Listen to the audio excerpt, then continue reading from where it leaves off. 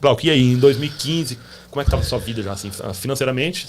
Você já tinha melhorado um pouco? Como é que tava? Você decidiu voltar pra igreja? Foi por causa do show do Thales Roberto? Foi. Em 2015 eu já estava aí, comecei a trabalhar como vendedor, porque eu sempre trabalhava como auxiliar administrativo, trabalhei em muitas coisas, mas você não ganha dinheiro, né? Você ganha um salário mínimo, um pouco mais de um salário mínimo. Eu queria ganhar mais dinheiro, né? Mas eu tinha uma trava para trabalhar com vendas, total. Eu fiz várias coisas, trabalhei com telemarketing, cara, mas era difícil demais, né? Eu tinha uma trava comigo, assim, até com meu pai, né? Sempre falava que vendedor era enrolão e não sei o quê. E quando eu tava ali, meu Deus, eu sentia que, assim, você tá mentindo, você é enrolão. Quando eu tava conversando com alguém, e aquilo ali me travava bastante. E aí eu comecei a trabalhar na Volkswagen, como venda de automóveis para CNPJ, para empresas. E eu comecei a me destravar ali, cara, né? Ouvindo muito Thales antes de chegar lá na loja de manhã cedo e ouvindo muita música cristã. E, meu Deus, tipo assim... O louvor anima a gente, né? Eu adoro. O louvor é pra me dar confiança, tipo, e fui ali, cara. Eu não tinha noção nenhuma, muito medo. E eu comecei a me desenvolver ali. Comecei, um mês vendi um carro, no segundo mês vendi 3, depois eu vendi 6, depois eu vendi 8, vendi 10, vendi 15, vendi 20 e poucos. Então, uma doideira, cara. Então, e ainda foi onde eu comecei a realmente ganhar um dinheiro melhor na minha vida, assim. Depois eu saí dessa loja, fiz outras coisas, e chegou em 2015, eu tava trabalhando como administrativo e financeiro de uma marcenaria, lá perto do apartamento que eu tenho lá em Florianópolis, em São José. E no dia 1º de maio, esse cara me demitiu, né? Véspera de 1º de maio me demitiu. E eu já tinha voltado lá pra igreja, né, na Paz de Cristo, depois do Thales e tudo. E eu ia em todos os cultos da quarta-feira, a quarta-feira da vitória, eu ia lá, tava firme todas as quartas, buscando de novo, buscando muito. E desempregado agora, né? E aí eu fui num culto, numa sexta-feira, porque eu ia sempre nas quartas. E aí nesse culto da sexta tinha um pastor lá diferente, nunca tinha visto ele e tal. E esse pastor desceu lá do palco e veio na minha direção assim, e colocou a mão no meu ombro e começou a falar, né? E ele começou a largar a profecia lá pra mim e falou, você tem habilidade com as mãos, se vejo com habilidade com as mãos. E eu falei, nossa, eu não consegui nem raciocinar. Habilidade com a mão? Não, eu não conseguia nem imaginar nada, né? Ele começou a falar, não, vejo você muito sucesso e não sei o que. O que você faz com as mãos? Eu falava, eu não consegui nem responder ele. Eu falei, não sei, ele, assim, eu vejo você com muito sucesso e tal. E aí ele começou a falar tanta coisa e eu comecei a chorar, né? Eu me emocionei, já não consegui mais nem escutar o que ele estava falando. Ele começou ali a falar. E eu lembro que depois daquilo, ele saiu, deixou aquela profecia, né? E eu só lembrava, habilidade com as mãos. Eu ficava, mas o que, cara? Que muito dinheiro com as mãos. E aí eu comecei a enxugar aquele choro ali, comecei a voltar assim, e aí eu fiquei assim muito frustrado, fiquei com muita raiva daquele pastor. Eu falei, nossa, que doideira, o que ele... Habilidade com as mãos, muito dinheiro, nem emprego eu tenho. Que coisa sem sentido que esse cara tá falando, né, cara? E eu fiquei muito aborrecido com aquilo ali. Eu falei, nossa. Achou que não tinha nexo nenhum. Não, nenhum. Eu falei, pô, tô precisando de um emprego. O cara tá fazendo muito dinheiro, me vê com muito dinheiro. Eu falei, da onde que ele tá vendo isso, né, cara? E eu olhava assim pra minhas mãos, eu falei, nossa, que coisa absurda. Mas continuei aí nos cultos das quartas-feiras, né? E na sexta nunca mais fui. Nunca mais encontrar esse cara, não. E aí, foi nessa época que eu comecei com o papel de parede, né? Em 2015. Foi quanto tempo depois do culto que você... Eu acho que foi logo... Foi muito logo... Foi logo depois, assim, que aconteceu. Mas eu nem... Mas quando você começou no papel de parede, você nem lembrava da profecia? Não, nem lembrava. Tipo, eu fui lembrar depois que a empresa já tava indo muito bem. Tipo, já tinha começado e já tava indo bem pra caramba. Aí um belo dia eu tô lá na parede, colocando e raspando. Aí eu... parei assim, olhei para minhas mãos, nossa, lembrei da palavra que ele me falou, eu falei, meu Deus, cara, eu parei tudo, né? Desci da escada e eu comecei, não acredito, cara, eu comecei a chorar, né, mano, eu falei, não acredito, cara, eu falei, nossa. A empresa já tava prosperando, você ganhando dinheiro com aquilo, sobrevivendo de papel de parede. Sim, cara. Que maravilhoso isso. Isso depois de muitos anos já, e aí quando eu caí na real, foi assim, absurdo, eu falei, meu Deus, a palavra que aquele cara me falou, cara, até então eu já tinha esquecido daquilo, né. Mas você tava na igreja ainda, você tava... Ia na igreja, mas assim, habilidade com as mãos. Mas eu não ficar mais me fazendo essa pergunta, né? Mas foi naquele dia, realmente, eu trabalhando, que daí Amém, cara. Eu parei tudo e falei, uau, não acredito, cara, o que tá acontecendo nisso? Aí foi só agradecer mesmo a Deus. E olha isso que interessante, gente. Ele tava lá um dia desempregado, foi no culto da vitória, o pastor deu uma profecia pra ele. E o legal, ó, ele começou esse trabalho no Brasil, com as mãos, e ele tá aqui nos Estados Unidos hoje, com uma empresa de sucesso, trabalhando com as mãos, com papel de parede ainda, cara. Poxa, isso é maravilhoso. E sushi também, né? E sushi também, com as mãos. Ele faz um sushi muito bom, viu? A gente foi comer um sushi na casa dele semana passada, foi maravilhoso. Pra vocês verem, gente, Deus, quando ele entra na nossa vida, às vezes você não entende muito bem, igual ele tava lá orando pro pai dele, não tinha nexo na hora, ele achava que não tava tendo efeito nenhum.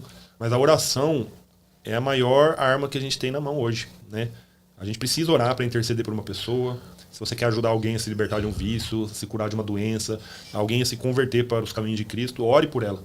Ore por ela, deixe ela saber disso, ou ore em secreto, não importa. A oração ela é uma palavra afiada, que ela realmente trabalha no mundo espiritual para que o mundo espiritual trabalhe a seu favor. Então você assim, pensa que você tem um exército junto com você e você precisa comandar como um general, né? Então a nossa palavra tem poder e a nossa oração tem muito poder. Então, utilize essa arma para fazer a diferença na sua vida.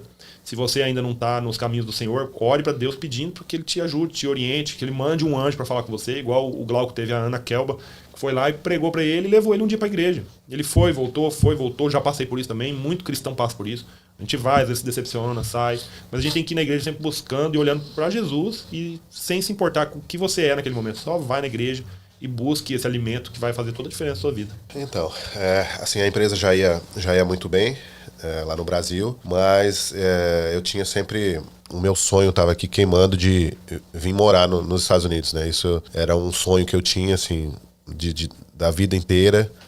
Eu lembro que eu comecei a ver algumas revistinhas, assim, de intercâmbio cultural, né?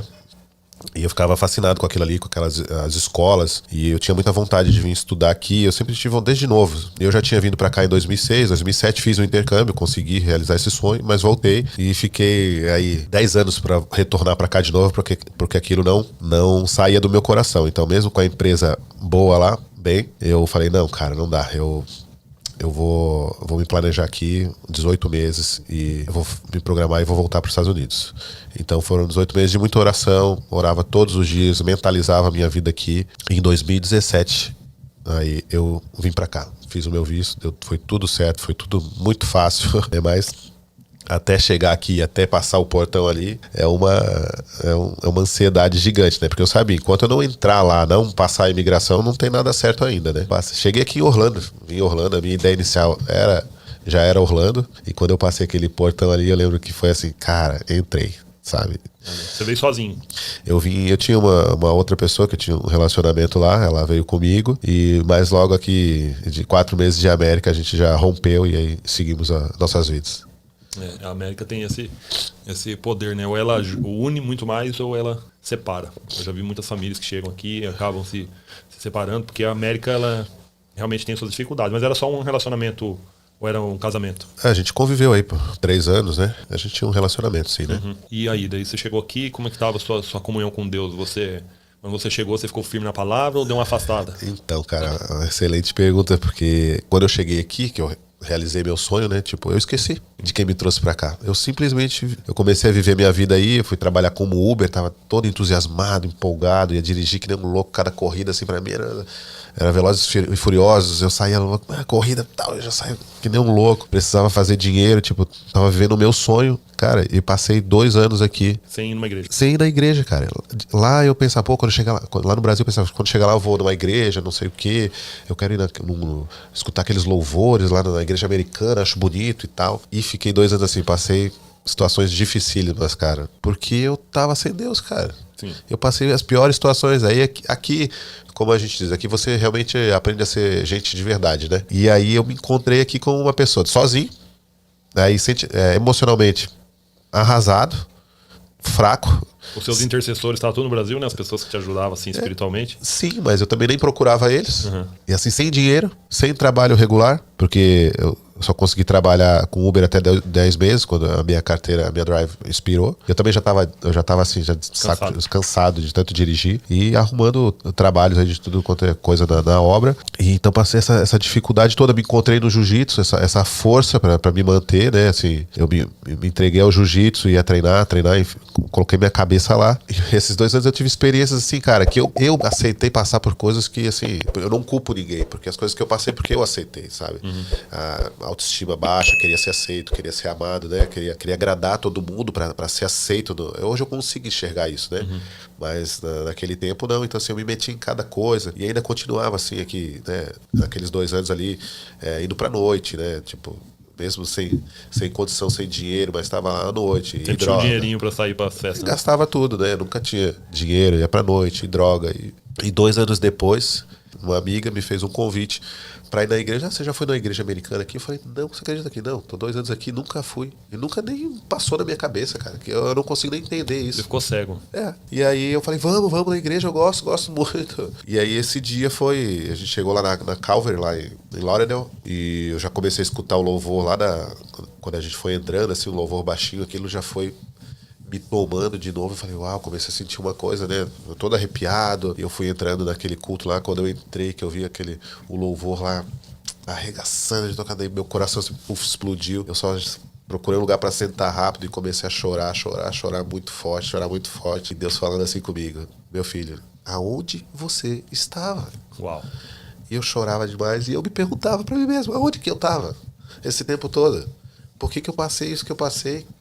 Sabe, eu não procurei ajuda O principal, né?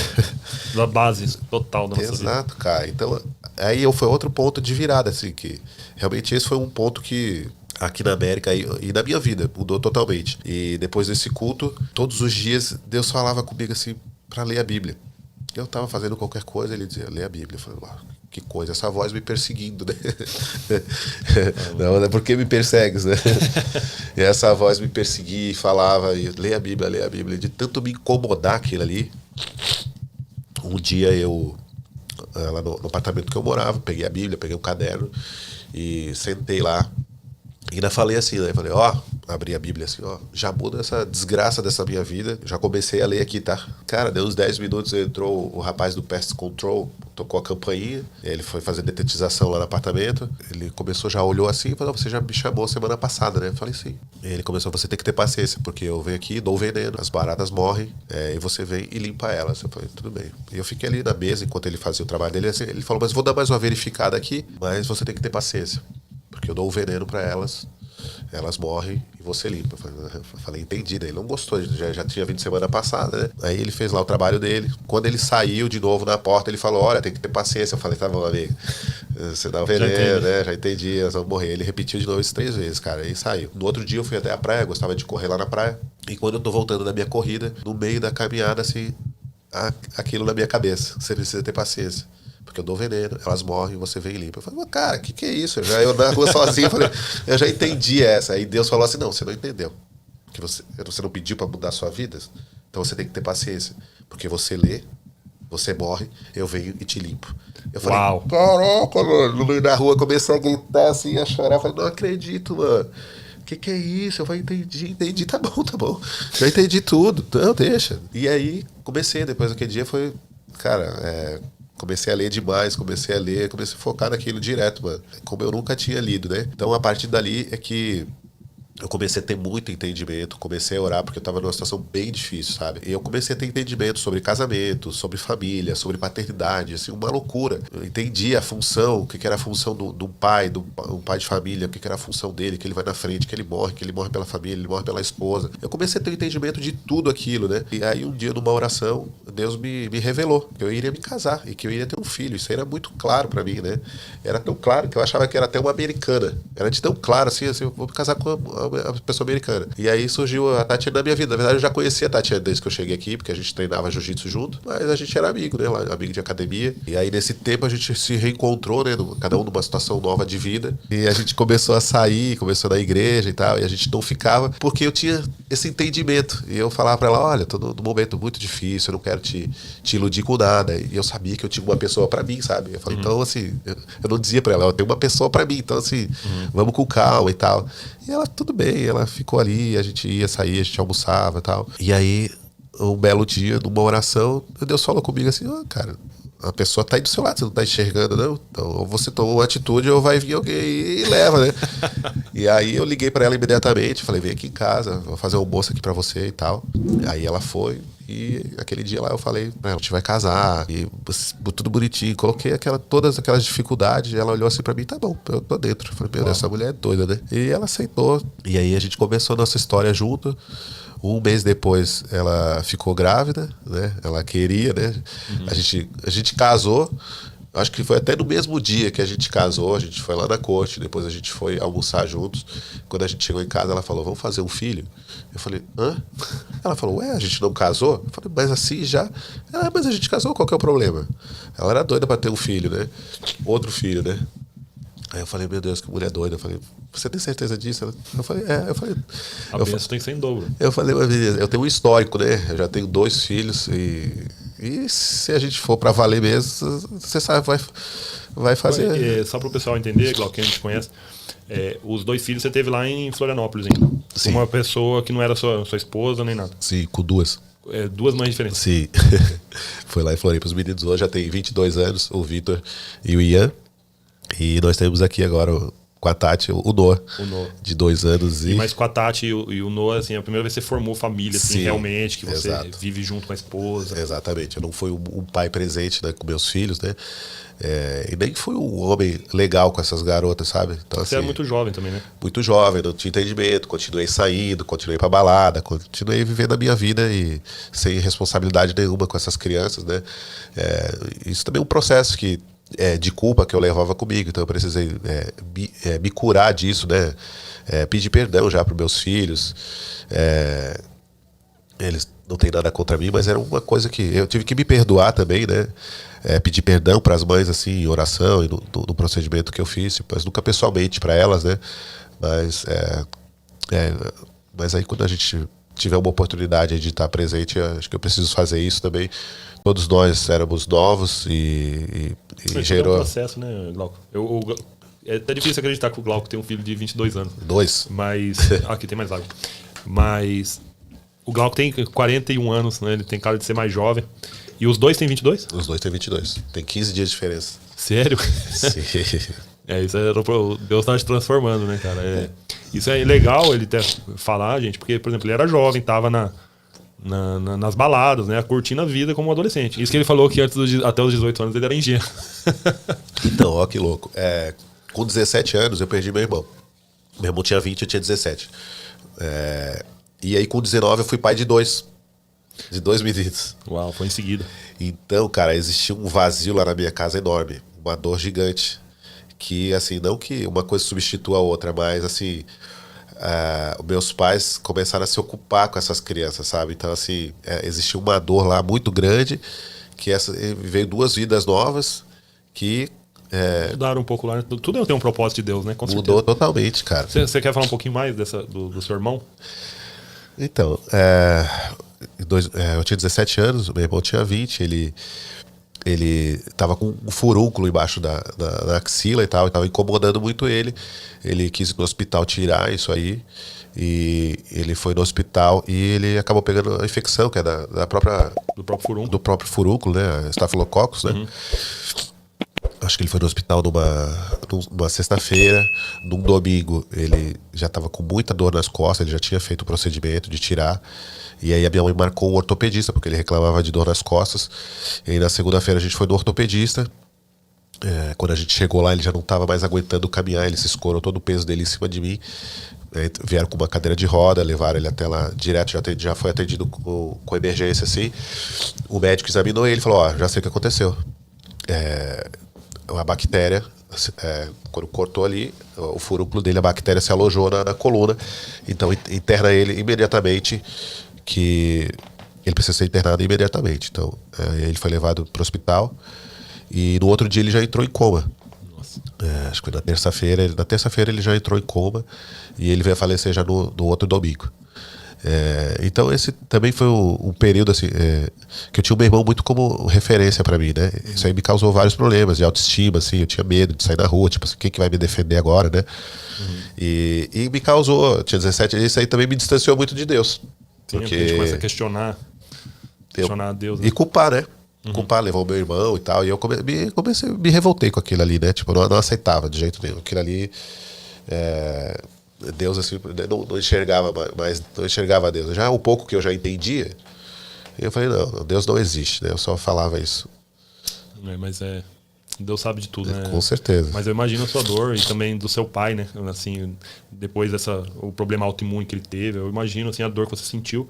Mas hoje você com certeza entende, né? Que tudo foi um processo para te trazer para perto de Deus. Entendo. Né? E hoje você é o filho que ficou e que tá mudando a história de toda a família. Então, parabéns por isso e que Deus abençoe muito a sua vida a respeito disso.